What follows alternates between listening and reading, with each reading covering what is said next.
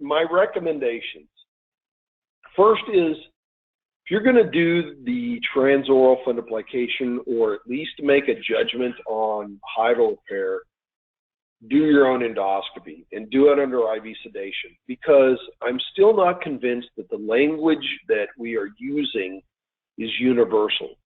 In other words, I'm not sure that the Hill criteria have been fully adopted.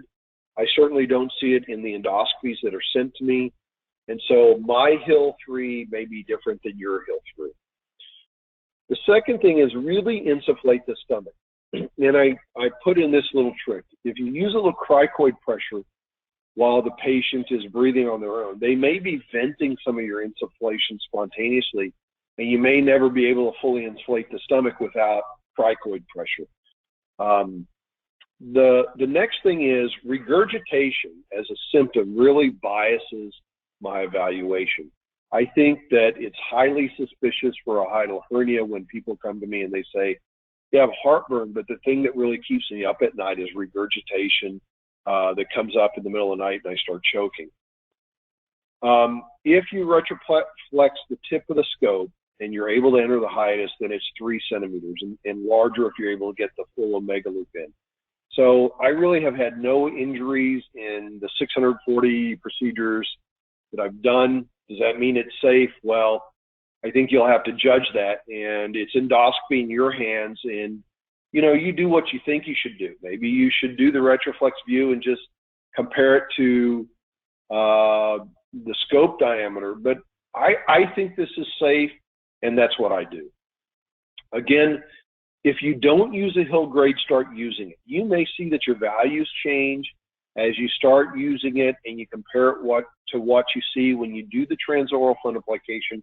It may change as you do laparoscopic surgery.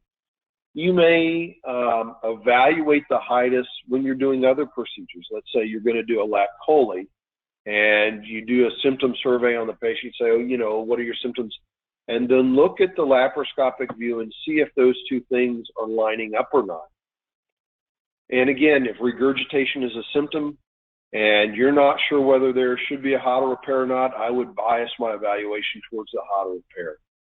If your endoscopy is sort of like, it looks like a Hill 2, but, they have regurgitation, it's probably a hiatal hernia that needs to be repaired. So I think our studies demonstrated that endoscopy undervalues the size of the hiatus, and so you want to bias towards a larger hiatus. Also, I think that history has taught us to suspect hiatal failure in all recurrences. In other words, is it the hiatal hernia repair or is it the fundoplication? And my experience is that it's always the hiatal hernia repair.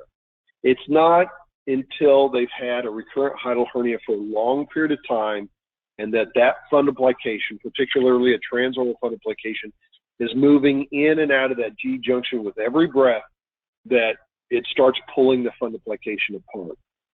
The other thing that I've noticed is in patients that come back to me because they've had recurrent symptoms and I do an evaluation and they do have a hiatal hernia, I will stop and talk to them about how did this happen, when did your symptoms occur? And almost to every patient, they will recall a lifting event. I have a teacher that moved her apartment. I have an older lady that didn't think she had lifted anything, but her friend came to the appointment and said, no, you do a lot of gardening, you're lifting a lot of bags of topsoil. That certainly could have added to it. I had a guy just a week ago that remodeled his attic, and as soon as he finished that day of work, he had recurrent symptoms, and sure enough, a recurrent hiatal hernia. I have 2 gentlemen that began lifting weights because, they wanted to become fit again.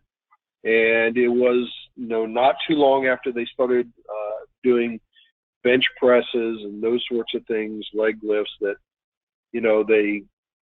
they came back with symptoms. And I think the lesson is that the abdominal cavity is a pressurized system when you're lifting or pushing or pulling or straining.